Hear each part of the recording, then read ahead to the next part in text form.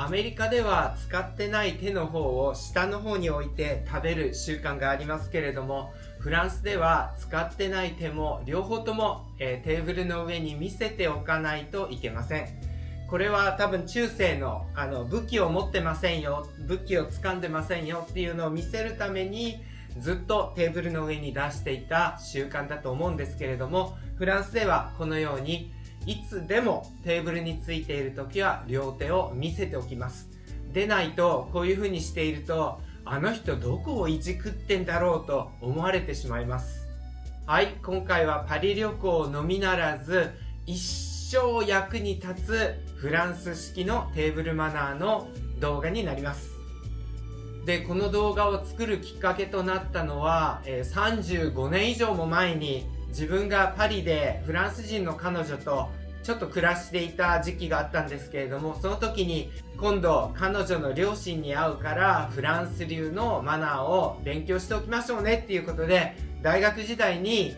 テーブルマナーを教えてもらって、そのテーブルマナーのおかげでいろんな人たちと食事をしてきたんですけれども、恥をかかずに済んだということで、そのおかげで、楽しい人生を送れてきたということで、皆さんにも楽しい人生を送ってくださいという意味を込めて動画を作成していますので、最後までよろしくお願いいたします。それではパリ旅行の際は皆さんレストランに行く機会が多いと思いますので、レストランに入ってからの順番でマナーを見ていきたいと思います。で、まず最初にレストランに入る前に、行く前に女性の方は香水をつけすぎないように、もしくは本当は香水つけない方がいいかもしれません。たまに香水のお風呂に入ってきたんですかみたいな、マリー・アントワネットが1週間お風呂に入ってないので香水たくさんつけましたみたいな女性の方がいらっしゃるんですけれども、そうするとやっぱりどうしても料理の味がわからなくなるということで、相手の方にも失礼ですし、他のお客さんにも影響が出てきますので、できるだけ香水はつけないで行ってください。まずレストランに入ったら帽子をかぶっている人は帽子を脱ぎましょう。はい。で、スマホなんですけれども、こういう風にテーブルに置いておくのは大変失礼になりますので、ハンドバッグに入れるか、ポケットに入れるか、もしくは、写真を、急いでパパパッとお料理が出てきた時に撮りたい方は、こちらにこっそり隠しておくかという風になります。で、パリなんか行ってフランス人のいいところっていうのは、皆さんも携帯なんか見てないんです。食事に一生懸命お友達や知人、家族と話すのに一生懸命ということで、本当に全身全力を食べ物と一緒に食べてくれてる人のために使うということで、そこのところは素晴らしい文化だなと思います。で、こちらのナプキンに関してなんですけれども、結婚式場なんかでは乾杯が終わってからナプキンを置きますということなんですけれども、乾杯がない場合はもうこういうふうに、2つ折りにして膝の上に置いておけばいいということになります。で、こちらの、輪っかになっている部分を普通こういうふうに、自分に近い方にやってきまして、で、こちらが空いてますよっていう感じですね。で、だいたいテーブルと自分の間は拳が1つ入るぐらいということで、これでやっていけばいいわけなんですけれども、口なんかを拭くときはこの内側でこういう風に拭いてしまいます。で、外側だとちょっとね、汚いのが目立ちますし、これがまた洋服についたりするので、一応内側で、ナプキンの内側でどんどん拭いていきます。で、食べ終わった時はこれをきちんと畳んで行儀よく置いて帰りますと思ったら、これが大間違いで、きちんと畳むと美味しくありませんでしたという合図になってしまいますので、ちょっと折り紙みたいになりますけれども、これなんかちょっとこうずらして、こんな感じで置くと汚くもないしきちんとでもないということで、美味しかったですという意味になります。で、こんな風な、今日はカジュアルなテーブルセッティングにしています。こちらがお水で赤ワインで、パーティーなんか、個人の家に呼ばれるときはこんな感じのグラスで出てきたりすることがあります。もう個人の自宅で行くときにはもうワインとかも開けてあって、ちゃんと空気をこう混ぜてあって美味しくなってる状態で注いでくれるので、こういう風なワインテイスティング用の大きなグラスにしなくてもいいということですね。で、あとビストロなんか安いフランス料理のお店に行きますと、もうこんなグラスで赤ワインを入れて持ってきてくれたりします。レストランなんかに行きますと、サーバーの人がボトルを開けてくれてワインを注いでくれることがあります。で、こういう風にちょっと注いでくれる時っていうのは、試してくださいという意味になります。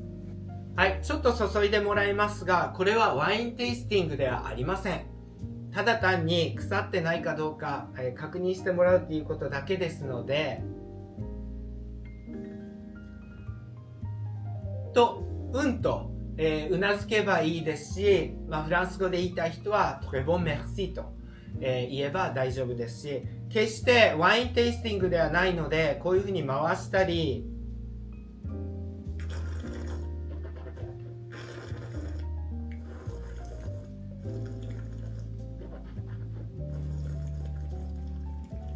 と時間をかけすぎないようにしましょう。はい、ここにナイフとフォークが並んでいますけれども、これは外側から使っていけば問題ないので簡単です。どんなに並んでいても全部外側から使っていけば大丈夫なようになってます。で、たとえ間違えたとしても気が利くサーバーさんだったらちゃんと持ってきてくれますので心配しないでください。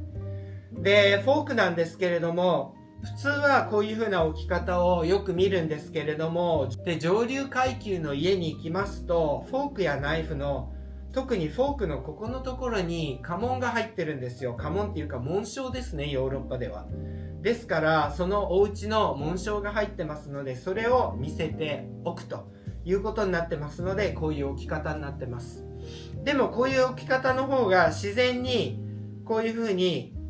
つかめますから、自分は結構好きです。で、持ち方なんですけれども、こういう風に、人差し指とフォークナイフが一つの一直線に、ほぼですね、綺麗には一直線にできないので、ほぼ一直線になるようにして、こういう風にして食べるということで、できるだけ脇は締めた方がいいと思います。脇をこうやって開けて食べる人がいるんですけれども、なんかね、みっともないし、スペースを取られてしまいますので、こういう風に一応脇を締めて、こうやって食べてください。で、食べてる途中でフォークやナイフを置くときは、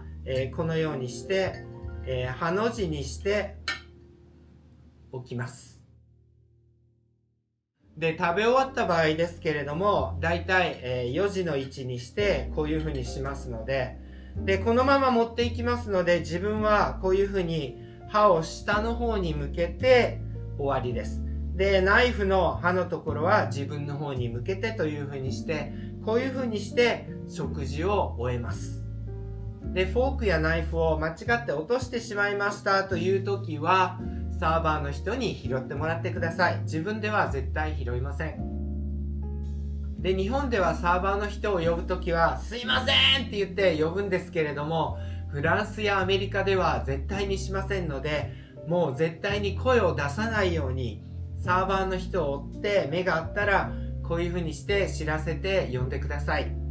で、パンなんですけれども、パンがまず最初に出てきたりしますが、このパンは空腹をしのぐための緊急食料や暇つぶしの材料ではないので、とりあえず基本的には前菜が出てくるまで食べてはいけないことになってますが、自分はお腹空いてる時はやっぱりね、食べてしまいます。で、パンなんですけれども、こういう風にパン用のお皿、ブレッドプレートがある時はこういう風に置いてからいろいろ食べるんですけれども、このブレッドプレートがない時もあります。で、結構カジュアルなフレンチレストラン行きますと、このパンは出てくるんですけれども、パン用のお皿がなかったりしますので、これはもうフランスでは、テーブルに直接置きます。で、なんか汚いじゃんと思う人もいるかもしれませんけれども、テーブルの清潔さを信用できないところに入ったあなたが悪いと言って怒られてしまいますので、パンを直接置いちゃってください。大丈夫です。で、パンの食べ方なんですけれども、バターは一応自分用のお皿があるときは自分用のお皿に取ってからこのバターを使っていきますが、こういうふうに、全部にバターを塗ってガブッとかじってはいけません。これはまたちょっとね、豪快すぎてマナー違反になってしまいますので、一応こういうふうに食べれる分だけの一口サイズに切って、その一口サイズに切ったものにバターを塗って食べるというふうにしていってください。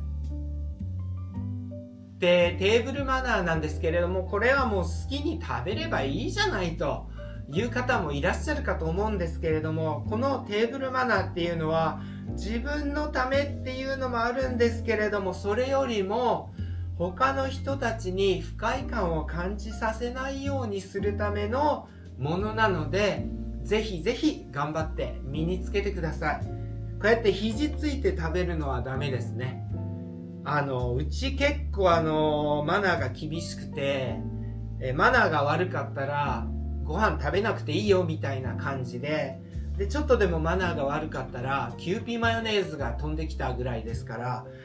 ら、もともとマナーにうるさい家庭だったんですけれども、やっぱり肘ついて食べるっていうのはもう絶対ダメでした。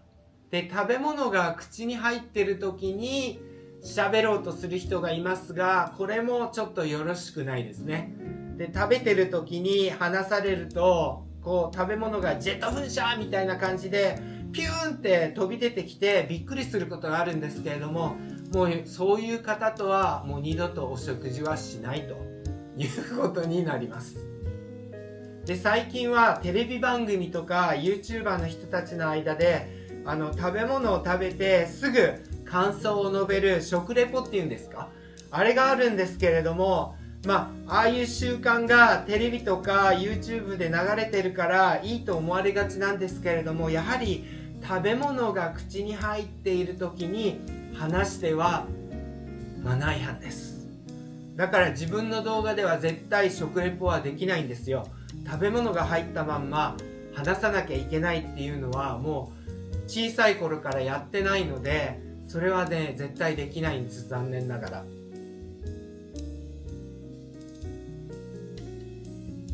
日本やアメリカではサラダっていうのはメイン料理の前に食べることが多いんですけれども、フランスではサラダはメイン料理の後に来ます。で、サラダの食べ方なんですけれども、この大きな葉っぱがあるサラダが出てきた時には、フランスではサラダの葉っぱをナイフで切ってはいけないというルールがありますので、これはフォークとナイフで小さく折りたたんでから、口に入れるようにしないといけません。で、折りたたみが結構ね慣れないと大変なんですけれども、でもねやってるうちに慣れますから、こういうふうに、折りたたんで食べます。